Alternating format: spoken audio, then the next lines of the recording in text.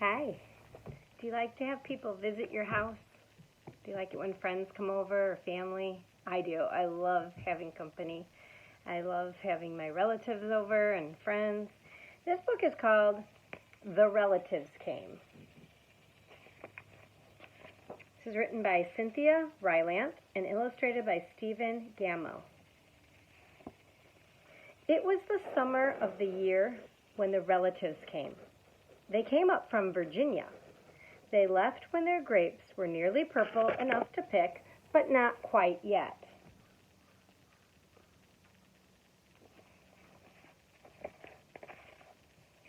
They had an old station wagon that smelled like a real car, and in it they put an ice chest full of soda pop and some boxes of crackers and some bologna sandwiches.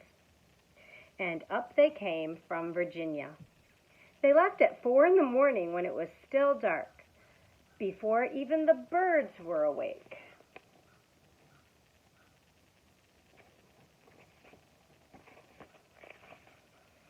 They drove all day long and into the night, and while they traveled along, they looked at the strange houses and different mountains, and they thought about their almost purple grapes back home.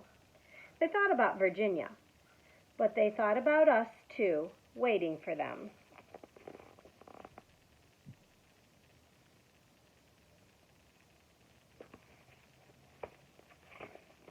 So they drank up all their pop and ate up all their crackers and traveled up all those miles until finally they pulled in our yard. It's fun waiting for people to arrive, and then when they finally get there. Then it was hugging time. Talk about hugging. Those relatives just passed us all around their car, pulling us against their wrinkled Virginia clothes, crying sometimes. They hugged us for hours. Do you think they really hugged them for hours? Or do you think that might be an exaggeration? It might have felt like hours, but I bet it was an exaggeration. And hours is a long time. Then it was into the house, and so much laughing and shining faces and hugging in the doorways. You'd have to go through at least 4 different hugs to get from the kitchen to the front room. Those relatives.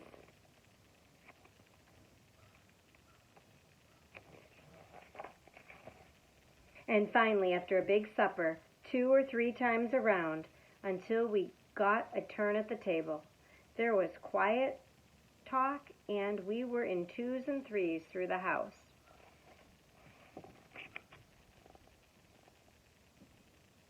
Lots to see there.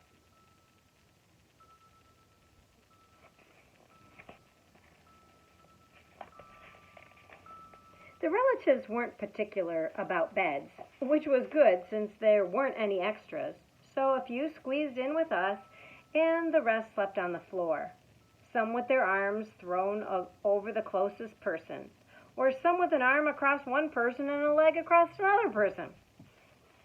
It was different going to sleep with all that new breathing in the house. Look at that. That is crowded.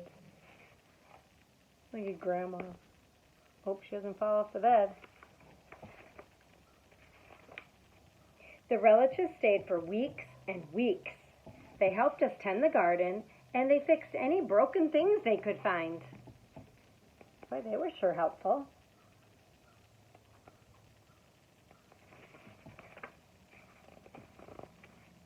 They ate up all our strawberries and melons, then promised we could eat up all their grapes and peaches when we came to Virginia. Looks like they're a musical family also. But none of us thought about Virginia much. We were so busy hugging and eating and breathing together.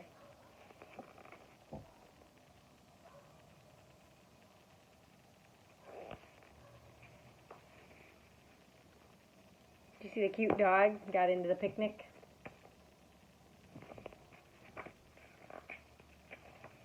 Finally, after a long time, the relatives loaded up their ice chest and headed back to Virginia at 4 in the morning. We stood there in our pajamas and waved them off in the dark. We watched the relatives disappear down the road. Then we crawled back into our beds that felt too big and too quiet, and we fell asleep.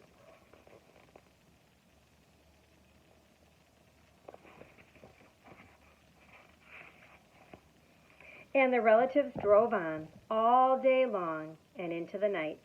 And while they traveled along, they looked at the strange houses and different mountains, and they thought about their dark purple grapes waiting at home in Virginia. But they thought about us too, missing them, and they missed us.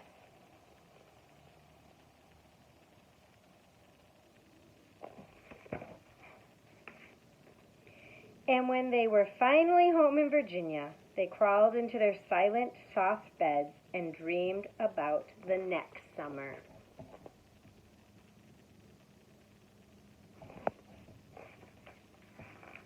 I hope you can enjoy relatives and friends soon. The back of the book says, relatives are coming, relatives are coming.